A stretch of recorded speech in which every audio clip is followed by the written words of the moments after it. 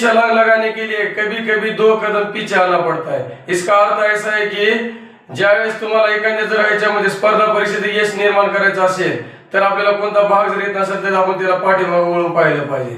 त्याच पद्धतीने ग्रंथाच्या संदर्भात गुणोत्तर प्रमाणाच्या संदर्भात क्वेश्चन आहे। एका गावातील पुरुष व महिलांचे गुणोत्तर प्रमाण 5:3 आहे। या गावामध्ये 800 पुरुष असेल तर महिलांची संख्या किती? तर गुणोत्तर प्रमाणामध्ये ए च्या स्थानी बी बरोबर सी च्या स्थानी डी येणार आहे। या दोघांचं गुणोत्तर किती आहे? 5 च्या स्थानी 3 आहे। पुरुषाचं प्रमाण किती आहे? 800, तर महिलाचं प्रमाण काढायचे।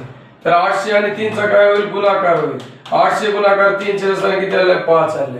5 न जर 800 ला भागाकार केला तर 5 ची कसोटी काय सांगितली? ज्या संख्येचा एक स्थानाचा 0 किंवा 5।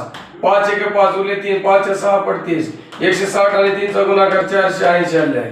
म्हणून याच्या महिलाची संख्या किती आली आहे? 480।